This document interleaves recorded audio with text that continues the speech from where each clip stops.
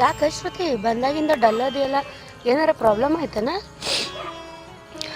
ಅಕ್ಕ, ನಾವು ಹೆಣ್ಮಕ್ಳಾಗ ಹುಟ್ಟೋದೇ ತಪ್ಪೇನ? ಹೊರಗೆ ಹೋಗಿ ದುಡ್ದು ನಮ್ಮಷ್ಟಕ್ಕೆ ನಾವ ಬದುಕ್ತೀವಿ ಅಂದ್ರ ಈ ಸಮಾಜ ಬಿಡಂಗಿಲ್ಲ.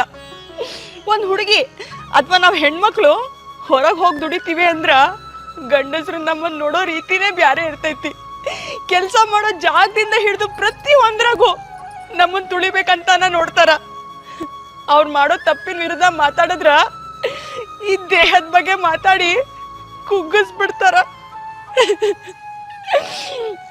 ಅಷ್ಟೇ ಅಲ್ರಿ ಅಕ್ಕ, ಪ್ರತಿ ಸಲನೂ ನಾವೇನಾರ ಬ್ಯಾರೆ ಕೆಲಸ ಮಾಡ್ತೀವೇನೋ ಅಂತ ಕಾಯ್ತಿರ್ತಾರ.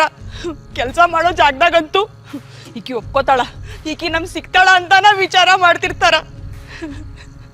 ನಾವೇನಾರ ತಪ್ಪು ಮಾಡ್ತೀವೇನಂತ ಕಾಯ್ತಿರ್ತಾರ.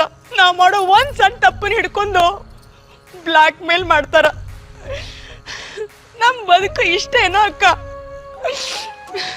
ಹೆಂಗ್ ಗೊತ್ತೇನ, ಒಂದೊಂದ್ಸರಿ ನಂಗೆ ಏನ್ ಅನ್ಸ್ತೈತಂದ್ರ ನಮ್ ಹೆಣ್ಮಕ್ಳಿಗೆ ಹಣೆ ಏನೋ ಐತಿ, ಆದ್ರೆ ಹಣೆ ಬರಹ ನಮ್ದಾಗಿರಂಗಿಲ್ಲ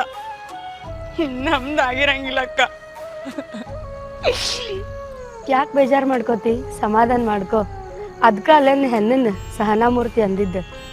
ಹ್ಞೂ, ಅಷ್ಟೇ ಅಲ್ಲ, ಸಸ್ಪೆಂಡ್ ಮಾಡ್ತಾರಂತ.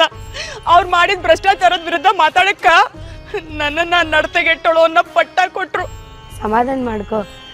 ನಂಗೆ ಜಾಸ್ತಿ ಬೇಜಾರು ಏನಂದ್ರ ಇವ್ರ ಮೇಲಿನ ಸಿಟ್ಟಿಂದ ಅವನ್ ಕಪಾಳಕ್ಕೆ ಹೊಡೆದ್ಬಿಟ್ನಿ. ಅದ